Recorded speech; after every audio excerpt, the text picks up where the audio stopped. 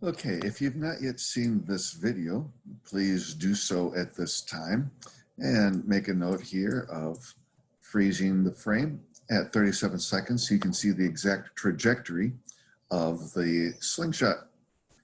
Number 26, we just spent time discussing the velocity of an object in a circular path. So now let's draw what that looks like. In a circular path, we have it going around and around like this. That's before it's being released, of course. But once the slingshot is released, we can see that the rock goes in an exact straight line, just like that. Number 27, the inertia of revolving objects will always want to go in a straight line tangent to the radius. So this straight line here would touch the circle at just one spot where the rock is when it's being released. That is why we referred to the velocity as the tangential velocity at the beginning of this lesson. However, the objects move in a circular path because there's a force pulling it towards the center. In the video, this is the force of the string. So we have the string always going to the center of the circle here as it goes around and around. The force towards the center is called the centripetal force.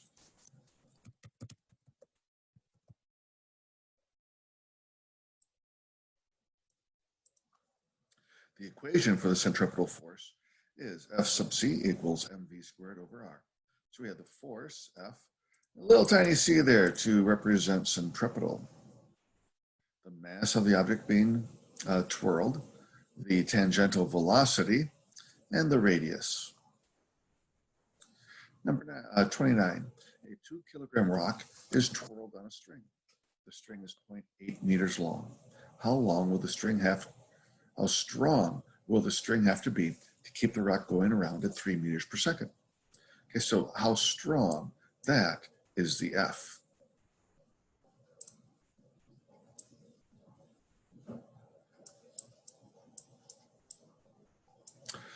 The 2 kilograms, that's going to be the M. The 0.8 meters is the string that goes from the circle path to the center. So that is the radius. The 3 meters per second, that's going to be the velocity.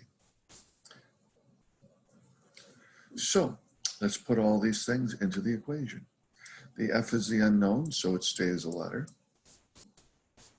The M is 2. The V is 3.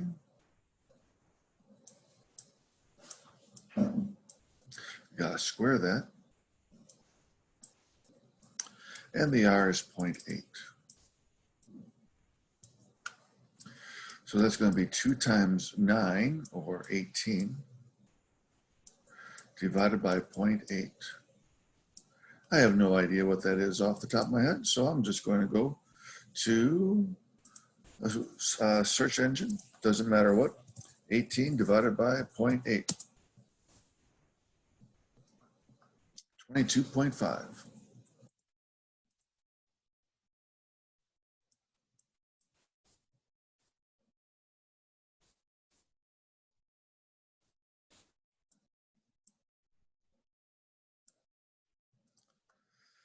Number 29. Note that the radius and force are on opposite sides of the fraction bar. If I wanted to, I could put the force over 1 to make it a fraction equals a fraction. So these are inversely proportional to each other. One's on top, one's on bottom, inversely proportional. If we double the radius of the circle, the force needed is multiplied by 2. I'm sorry, divided by 2.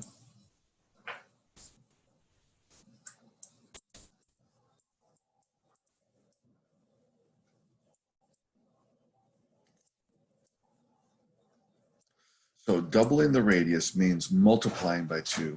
We do the opposite with the inverse relationship, so we end up dividing by 2. If the radius is tripled, the force needs to get divided by 3. Number 30, note that the force and velocity are both on top of the fraction bar. If we want to spin the object faster, the force needed is increased. However, it's velocity squared.